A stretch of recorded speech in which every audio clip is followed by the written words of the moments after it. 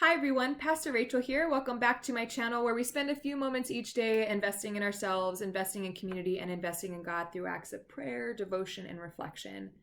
Today, we are doing something a little bit different.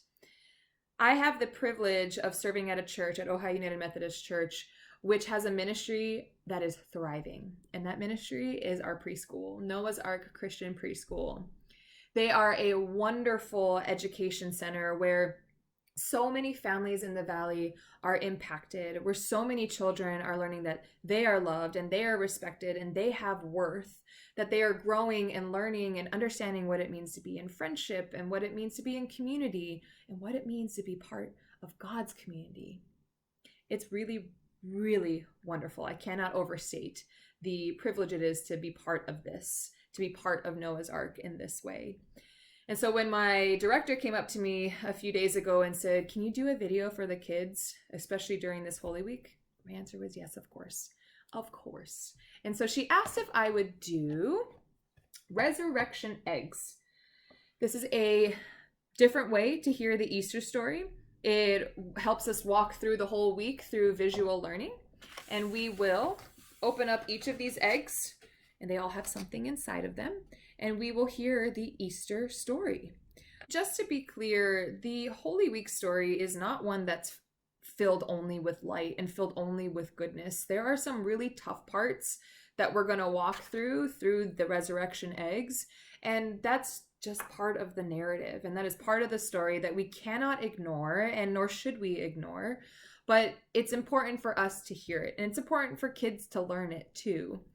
So as we walk through it, enjoy the visual learning, and if you have kids, I hope that they learn something. Maybe ask them some questions afterwards about what they did learn. And if you are watching as an adult, I hope your kid-like spirit comes out, because it's important that we learn through new and fun and creative ways. So embrace it.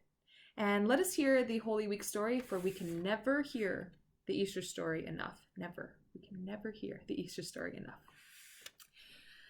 All right, let us begin.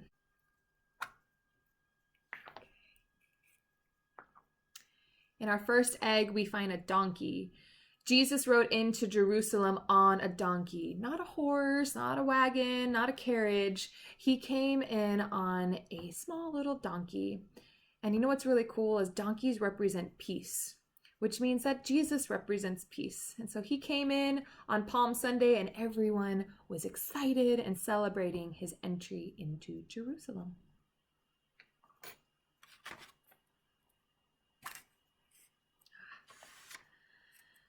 So we have here 3 coins. These 3 coins represent the 30 coins that this man named Judas was given by the Jewish leadership. People who were ruling at that time didn't like Jesus. He was a threat, and they didn't want him around anymore. So they gave Judas money that in hopes that Judas would betray Jesus. It's not very nice at all, is it?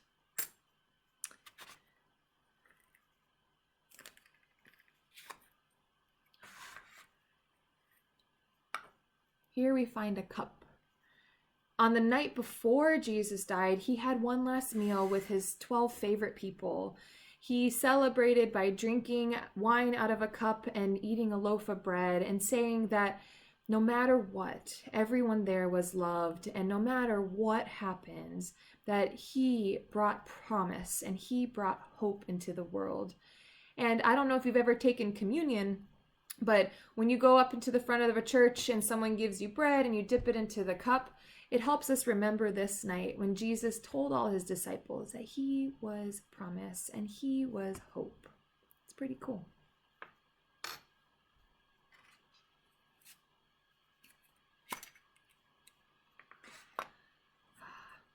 These are praying hands. Jesus knew that he was about to die in his very near future, and so he went to a place called the Garden of Gethsemane, where he went to his knees and he closed his eyes and he put his hands together and he prayed to God. He went to God in the time when he was really sad and he was feeling pain. And so it's just nice to know that Jesus also prayed when he was scared. It's nice for us to know that.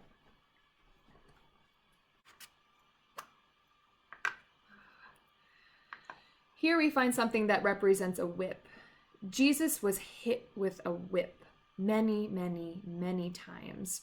When you're hit with something like a whip, it hurts and it breaks open your skin, and it does not feel good whatsoever. It's very, very painful.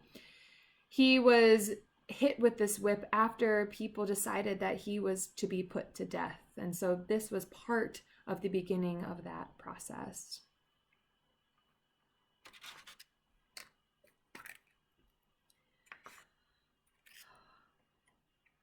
This represents a crown of thorns. I don't know if you can see these little spikes on here, but when kings and queens wear crowns on their head, they're often beautiful and they are comfortable. But these people who are saying Jesus needed to die, that he wasn't really God, they were making fun of him by putting on this crown of thorns, something that was painful and not pretty and not comfortable. So they were making fun of him. They were using this as a joke.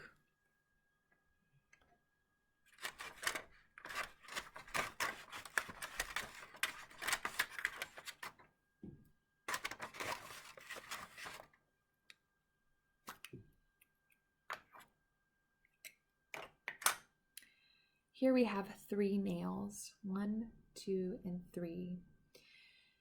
Jesus was told he was going to die on a cross. And when people died on the cross, they needed a way to put them on the cross. And a way they did that with Jesus is they nailed 1 nail into his hand, another into his other hand, and 1 into his feet. So that's how he stayed on the cross.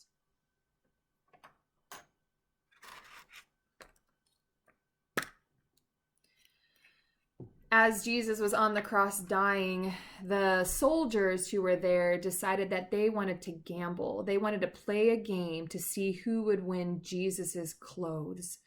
So this dice represents them throwing the dice and someone winning Jesus's garments. Not very nice at all.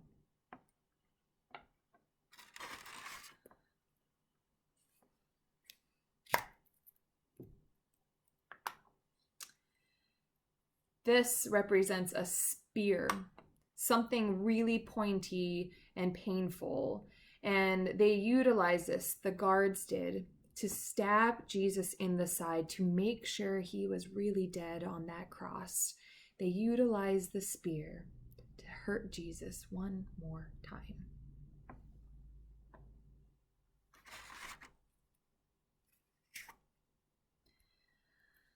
When people died, they were often put into tombs.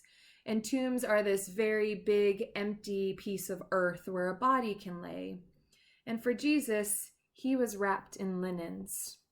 His body was wrapped in such a way to show that he was loved and cared for.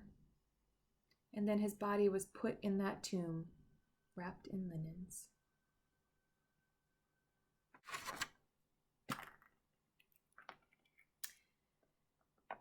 Tombs oftentimes had huge big stones rolled in front of it so that no one could go into the tomb and no one could come out of the tomb.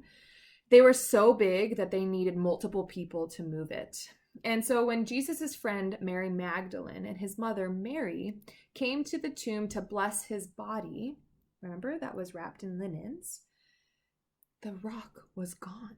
The whole big rock was missing. There was no rock in sight, and they were totally confused. What happened to it? Who moved it? What is going on?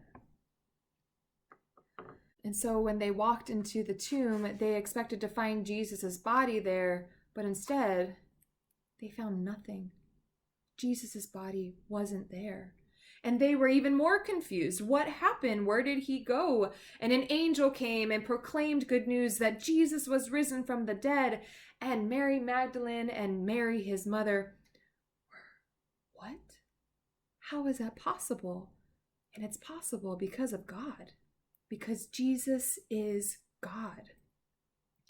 This is something so wonderful and so mysterious, and we don't really get it a whole lot. We can't really comprehend or understand what this means, but what we do know that this empty tomb means is that God wins. that God has the last word, that God loves all of us. Jesus represents hope and promise. Jesus represents new life, a new opportunity to live and show love and show promise and show hope. We celebrate this day when the tomb is empty because we remember that God has the last word. Death does not. God does. It's pretty remarkable, all the wondrous and tough stuff that happens during this Easter story and during this Holy Week. Let us walk through this week understanding that each part of the story matters. We cannot jump from Palm Sunday to Easter because we only want the happy, yay, good feeling stuff. We have to walk through all the tough stuff too, because it's part of the story and it's part of our understanding of who God is and who people are and what brokenness looks like and really what resurrection means to us. I hope you enjoyed this. It's a very new way to learn about something that we are so very familiar with. And so take all of this, share it, and sit with it this Holy Week as we move through Maundy Thursday, Good Friday, Holy Saturday, and onto Easter Sunday. So may we go from this place as beloved children of God, as people who know the peace of Christ that dwells within us, and as people who are connected in community. May we go in peace this day. Amen.